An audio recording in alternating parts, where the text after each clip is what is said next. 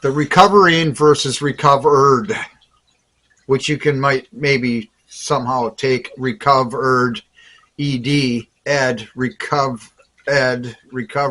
ed, as being done in 100% and never an alcoholic again. That's not it. Recovered means that the daily chronic compulsion obsession part of the drinking has left. That part's definitely in remission, if not completely removed, because that's this thing in 6 and 7 is that with humility, we ask to have these defects removed, these defects of character.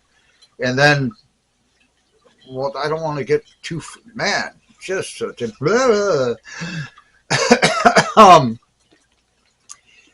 but when people say I'm a recovering alcoholic, a lot of times you'll hear I'm a grateful recovering alcoholic, which is true. I'm that way too. The only difference in recovering and recovered,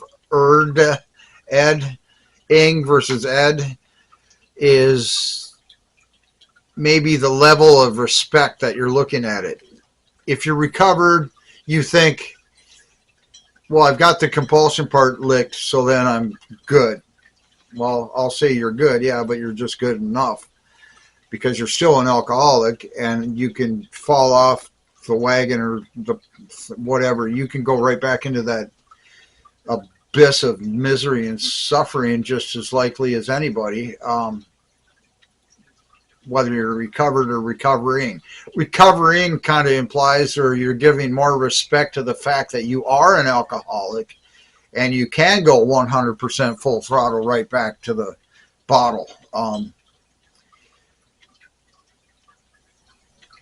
So recovering is saying, although I'm an alcoholic, I'm daily fighting this obsession to drink. I could be drunk by noon easily today. It's 11:20. A recovered alcoholic might look at that slightly different. Well, yesterday I made it past noon. Everything else the same. So I'll call myself recovered because that compulsion, I just don't feel the need to get hammered at 11:30 in the morning or 8 or whenever. It's just kind of gone. So I'm recovered, yet I'm still an alcoholic.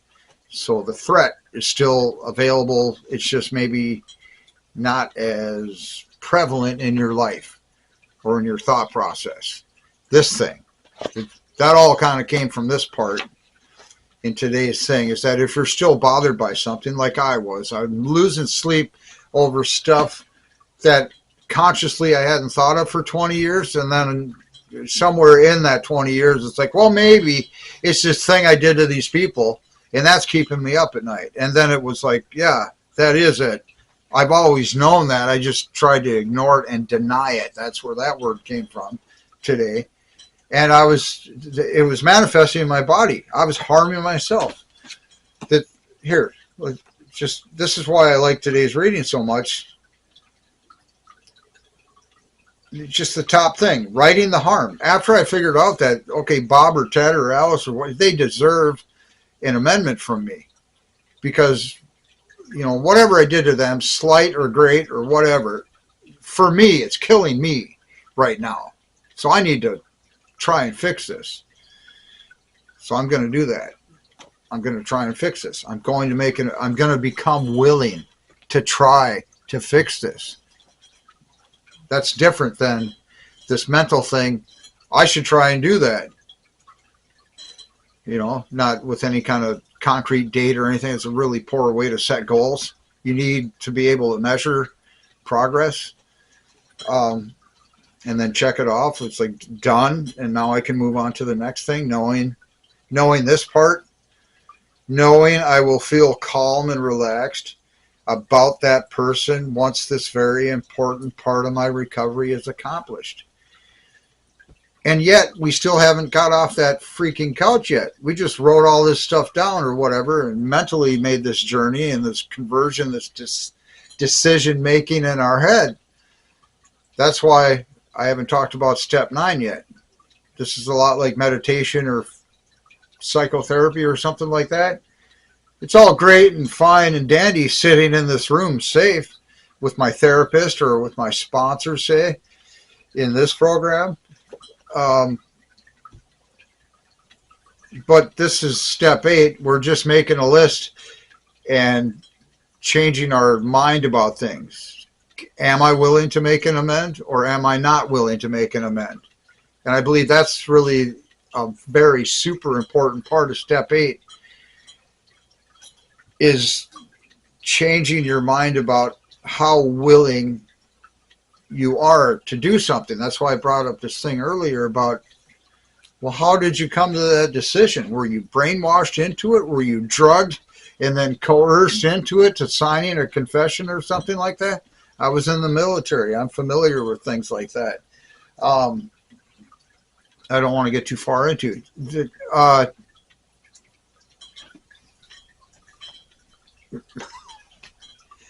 That's the point, the purpose, I believe. A partial point or purpose of step 8. It's like making a list, yeah, whatever, make a grocery list, and then think about the second part as becoming willing to right the wrong, like today's title, because you're going I didn't finish that, did I? In many instances, we shall find that the harm done others had not been great. The emotional harm we've done to ourselves has. Maybe I did say that, but I think it's worth saying it again for the 4th or 5th. The emotional harm we've done ourselves has been great. It deserves an amendment, an apology, a rectification, a repair, and we become willing to do that. What kept me drinking for so long is because I wasn't willing to make amends to other people. I kept thinking this won't be such a big deal, and I'd actively harm somebody, but my standard, my scale was out of whack because I was drunk when I did it. These are the things, again, a constraint that when we make a list, maybe if we need to get all slippery and not fully complete, we need to start somewhere. Where's the first? I just want to talk and talk and talk and talk about all this. And we'll have tomorrow maybe to talk about this. We make this change in our mindset. We become willing to go to the grocery store and buy the items that are on the list. We become willing to make amends to the people that we harm that are on this list. Not meaning that we're doing it yet. We're still in that room on the couch safe with our therapist or sponsor or sharing partner. But we've made up our minds to become willing to make an amend should the opportunity arise and it doesn't hurt anybody else. See, they keep slipping all this extra stuff in there. That's why, I've been at this 20 years. I feel very passionate and strongly about this, and I want to help you. The caffeine has a lot to do with that today also. I need to not drink that coffee or something anymore. I'll hang up here. So thank you for coming by here. I'll get back with you later.